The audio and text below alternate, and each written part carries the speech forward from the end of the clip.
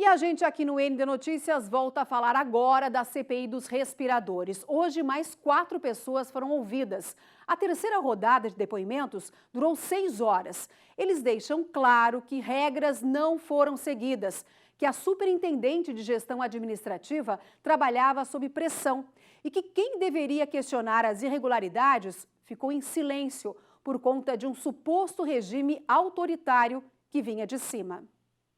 O primeiro depoimento foi do assessor jurídico da Secretaria de Estado da Saúde. Apesar de questionar a ausência de outras propostas, quando a Secretaria requisitou a compra apontando apenas um único orçamento, ele acabou permitindo o andamento do processo. Faltam orçamentos, eu senti a necessidade de que se fosse juntado a uma pesquisa de preços ou até uma declaração do setor que estava concentrando o recebimento desses orçamentos.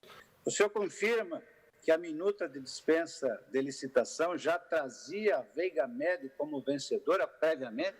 As minutas de licitação, quando são encaminhadas para a assessoria jurídica, elas já indicam o fornecedor, os dados dele, valores e condições de pagamento ou de execução do contrato. O diretor de licitações e contratos, por sua vez, justificou que permitiu a compra porque o processo já tinha passado pelo assessor jurídico. Eu recebi ordens para que eu fizesse a dispensa de licitação. Quando ele me dá o aval de que eu posso seguir com o documento, eu tramitei para o meu superior.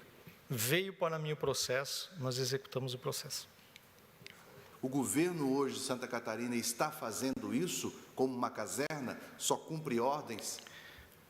Prefiro não responder a sua pergunta. Não vou me limitar à minha diretoria e à minha função. Ele também evidenciou os bastidores da secretaria e um comportamento inadequado do então secretário adjunto da Saúde, atual titular da pasta. Nós estávamos conversando e, de repente, entra o secretário adjunto numa reunião. Ele abre a porta, sem pedir licença para ninguém, com arrogância, ele simplesmente vai lá. Ele simplesmente invadiu a nossa reunião, não pediu licença para ninguém e disse: Márcia, olha, eu preciso falar com fulano, não sei quem que era, olha, providencie uma reunião. E a Márcia não soube dizer não. Desculpem, pela situação que eu vi, ela foi usada como boi de piranha. É um bode expiatório. Para o diretor de licitações, tudo poderia ter sido diferente se os órgãos de controle tivessem sido mais eficientes. Concordo que houve um equívoco. E concordo que não deve ocorrer. Ressalto, no entanto, que se talvez os órgãos de controle estivessem mais presentes, talvez isso não tivesse acontecido. Para o controlador-geral do Estado, as irregularidades têm relação com a conduta dos servidores e não com a falta de controle. A ilegalidade ou a possível ilegalidade da operação não é por falta de controle, não é por falta de governança, nem por falta de gestão. É por falta de conduta. De acordo com Luiz Felipe, apesar do decreto de situação de emergência ter sido assinado pelo governador no dia 17 de março, a Controladoria Geral do Estado só foi chamada para acompanhar de perto as decisões do governo depois da Secretaria de Saúde já ter definido a negociação dos 200 respiradores com a Veigamed. Não teve a participação da CGE.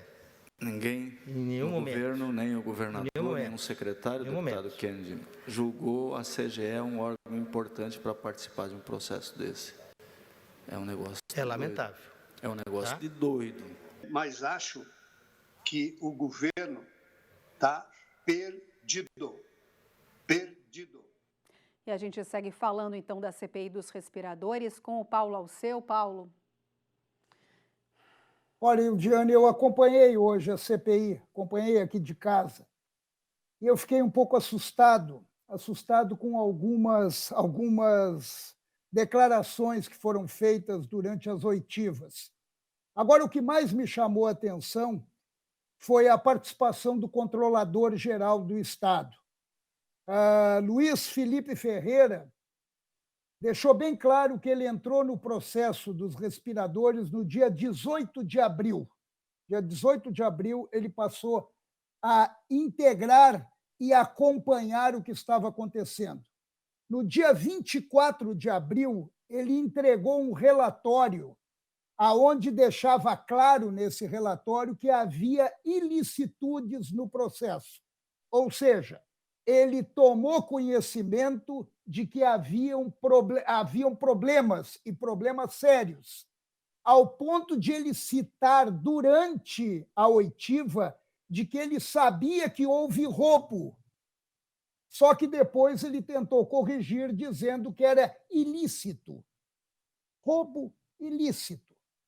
Mas o detalhe maior é que no dia 4 de maio, ele participou de uma live ao lado do secretário da administração, aonde ele defendeu o governo em relação aos respiradores, isentou de culpa qualquer pessoa, inclusive o então secretário Elton Zeferino, e ele já sabia que havia ilicitudes.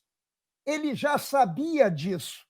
Foi perguntado para ele: você não comunicou ao governador, não ligou para o governador? Ele disse que não tinha o telefone do governador. A Controladoria Geral, que foi criada pelo governo Moisés para evitar esse tipo de situação, a Controladoria Geral, o controlador escolhido pelo governador, não tem o telefone do governador. Eles não se comunicam internamente. O diretor de licitações da Secretaria da Saúde deixou bem claro também a participação do adjunto, que hoje é o secretário, que ontem mandou para mim aqui uma nota dizendo que não teve participação nenhuma no processo dos respiradores, e a CPI começa a mostrar que a realidade é outra, completamente diferente. O governo tem que colocar e se colocar na frente dos fatos e não ir a reboque dos fatos. O Grupo ND vem mostrando e vem alertando, não é de hoje, com entrevistas, com reportagens, com documentos, e nada acontece. E depois ainda reclamam e ainda ofendem a imprensa. Desculpe, mas há erros latentes dentro do governo e está dando para verificar. E os depoimentos hoje na CPI deixaram isso bem claro.